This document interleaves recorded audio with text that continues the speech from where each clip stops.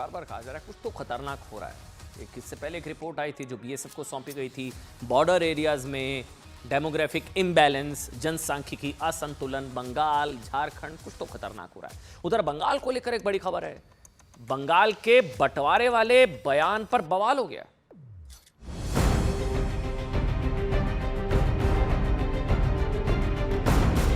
দেখা করে মাননীয় প্রধানমন্ত্রীর হাতে একটি প্রস্তাব তুলে দিয়ে এসেছি, আপাতত যে একটি প্রেজেন্টেশন তুলে দিয়ে এসেছি যাতে নর্থ ইস্টের সাথে উত্তরবঙ্গে সিমিলারিটি কী কী আছে এবং তার ফলে উত্তরবঙ্গকে নর্থ ইস্টের অন্তর্ভুক্ত করা যেতে পারে।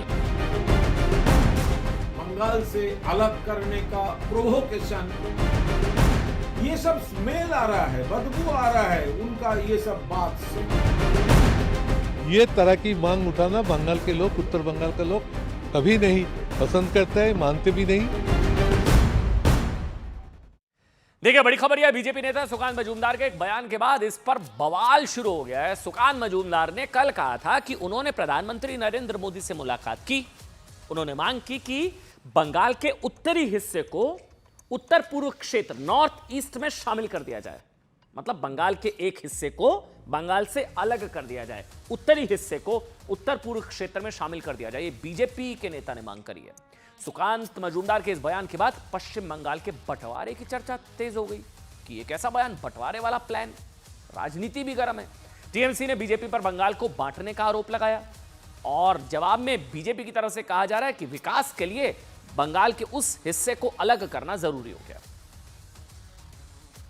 প্রধানমন্ত্রীর সাথে আমি দেখা করেছি এবং দেখা করে মাননীয় প্রধানমন্ত্রীর হাতে একটি প্রস্তাব তুলে দিয়ে এসেছি, আপাতত যে একটি প্রেজেন্টেশন তুলে দিয়ে এসেছি যাতে নর্থ ইস্টের সাথে উত্তরবঙ্গে সিমিলারিটি কী কী আছে এবং তার ফলে উত্তরবঙ্গকে নর্থ ইস্টের অন্তর্ভুক্ত করা যেতে পারে, এই ধরনের প্রপোজাল আমি মাননীয় প্রধানমন্ত্রীকে দিয়েছি। এবার মাননীয় প্রধানমন্ত্রী তার বিচার করবেন এবং আগামী দিনে যদি নর্থ ইস্টের সাথে উত্তরবঙ্গ যুক্ত হয়, উত্তরবঙ্গ পশ্চিমবঙ্গের অংশ হিসেবে নর্থ ইস্টের সাথে যদি যায়, তাহলে পরে স্বাভাবিকভাবেই উত্তরবঙ্গে কেন্দ্রীয় যে প্রকল্পগুলো আছে সেই প্রকল্পের টাকা অনেক বেশি পরিমাণে পাওয়া যাবে এবং তার সাথে সাথে এই এলাকা অনুন্নত এবং এই এলাকার উন্নয়ন হবে এবং আমার মনে হয় রাজ্য সরকারেরও এতে বাধা থাকবে না বা রাজ্য সরকারের সহযোগিতা আমরা পাবো। सुकांत मजूमदार जो बोल रहा है, ये प्राइम मिनिस्टर के साथ उनका बात हुआ।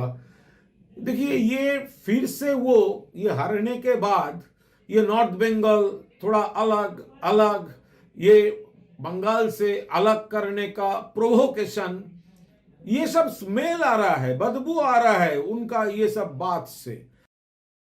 अब देखिए मांग क्यों की गई है, बंटवारे अगर हो जाता है नहीं होता है, लेकिन अगर ये मांग की गई तो इससे किसको और क्या फायदा नुकसान हो सकता है। उस इलाके की चुनावी समीकरण को बताने से पहले हम आपको ये बार बार जो कहा था ना, 119 साल क्या फिर बटेगा बंगाल, तो 119 साल पहले की एक बार बात करते हैं। क्या हुआ था, साल था 1905, तब भारत के तत्कालीन वायसराय लॉर्ड कर्जन ने बंगाल विभाजन का फैसला किया और 19 जुलाई को इसका ऐलान भी कर दिया, जिसके बाद 16 अक्टूबर 1905 को बंगाल दो हिस्सों में बंट गया था। इस तरह से दो नए प्रांत, पूर्वी बंगाल और आसाम अस्तित्व में आ गए। बंगाल विभाजन के इस फैसले को इतिहास में बंग भंग के नाम से जाना जाता है, बंग भंग। और इस फैसले के लागू होने के बाद पूरे देश में बंग भंग आंदोलन की शुरुआत हुई। ये इतिहास। अब बीजेपी कह रही है फिर से इस हिस्से को अलग कर दिया जाए। बीजेपी ने इस प्रस्ताव का समर्थन करते हुए कहा है कि उत्तर बंगाल को उत्तर पूर्व में शामिल करने से केंद्र सरकार की योजनाओं का लाभ मिलेगा, तेजी से विकास होगा। वहीं टीएमसी ने इसे बीजेपी की अलगाववादी नीति बताया। उत्तर बंगाल में पश्चिम बंगाल की 8 जिले, अब इसको समझिएगा पूरा मामला क्या है। उत्तर बंगाल में पश्चिम बंगाल की 8 जिले आते हैं।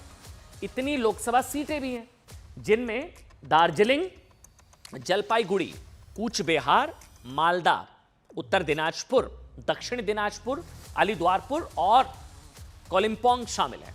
अब सियासी और चुनावी समीकरण के हिसाब से बंगाल का यह हिस्सा उत्तर बंगाल बीजेपी का गढ़ रहा है, बीजेपी का गढ़।